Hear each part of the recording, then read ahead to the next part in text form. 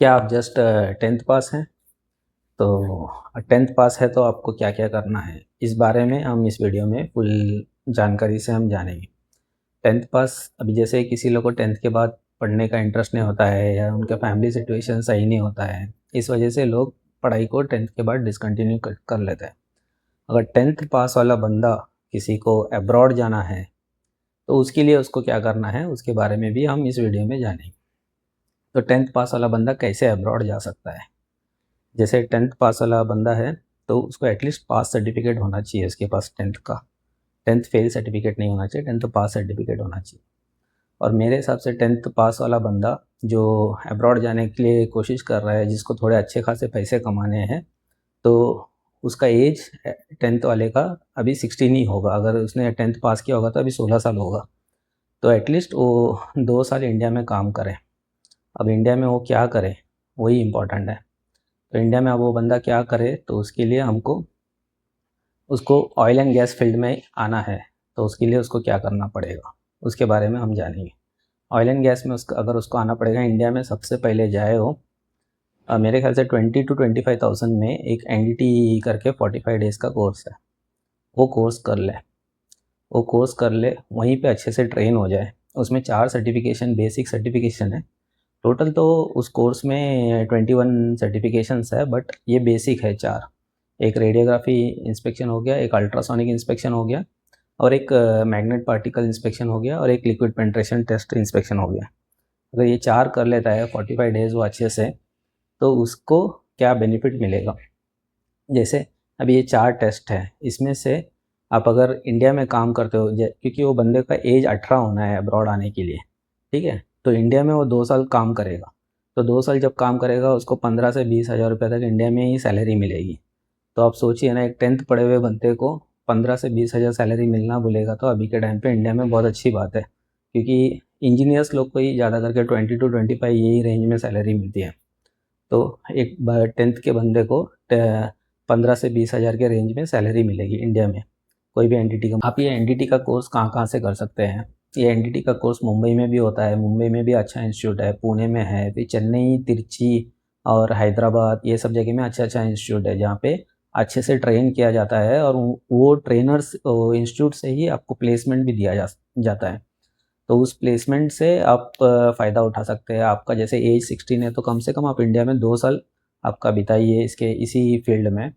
जब अच्छे से आपका ये फील्ड जब सेट हो जाएगा, तो जैसे आप अच्छे से ट्रेन होगा, आप स्पेशलाइज्डली आप ट्राई करिए कि आप अल्ट्रासोनिक, एमपीआई और पीटी में आप ट्रेन होने को देखिए। क्योंकि रेडियोग्राफी में क्या होता है ना, उसमें थोड़ा सा रेडिएशन का प्रॉब्लम है।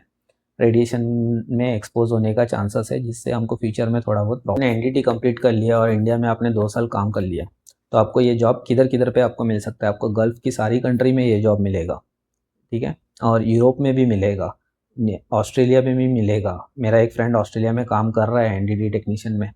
आपको यूरोप में भी मिलेगा। यूरोप में पोलैंड में अभी बहुत रिक्वायरमेंट्स है इसका, और गल्फ़ में तो सारी कंट्रियाँ में है। और साउथ अफ्रीका में है, सूडान में है, और ऑफशोर्स में है। 10th पास करके है ना, बहुत सारे कोर्सेज़ कर सकते हैं। जैसे वेल्डर्स का ट्रेनिंग का कर सकते हो, फैब्रिकेटर्स का कर सकते हो, फिर रिगर का कर सकते हो, बहुत सारे ट्रेनिंग्स कर सकते हो। बट मैं स्पेशलाइज़ली आपको एनडीटी का क्यों बोल रहा हूँ ना, क्योंकि मैंने उसी से किया है, और मैंने उससे बहुत सारा स्कोप मेरे को आगे मिला है, और मैंने अपने आप को डेवलप भी किया है। तो मुझे इसके बारे में अच्छे से जानकारी है। तो इसके लिए मैं आपको क्या बोलता हूँ, जैसे अभी वेल्डर है तो वेल्डर का फिज़िकली काम है, फुल डे आपको साइट में काम करना पड़ेगा। फैब्रिकेटर का फुल डे आपको साइट में काम करना पड़ेगा।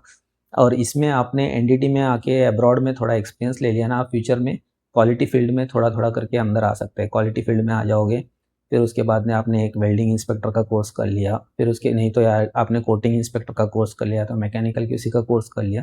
ऐसा आपने अपने आप को डेवलप करने का आपको बहुत सारा चांसेस है। अभी आप जैसे वेल्डर हो, फैब्रिकेटर हो, उसमें तो आप ज़्यादा से ज़्यादा कहाँ तक जाओगे, चाहिए तो साइट सुपरिटेंडेंट तक जा सकते हो। बट इसमें आप एक अच्छा पोजीशन में आप जा सकते हो, क्यूसी मैनेजर तक भी आप बन सकते हो।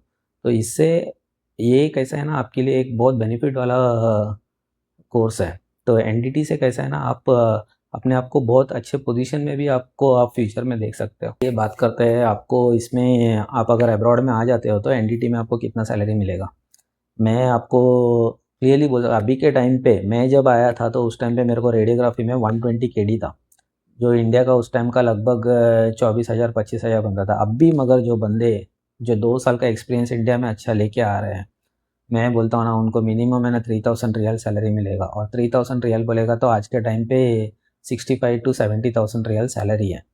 तो आप सोचिए 10th पढ़ के आपको सीधा 70,000 रियल सैलरी 70,000 रुपीज़ आपको सैलरी मिल सकता है।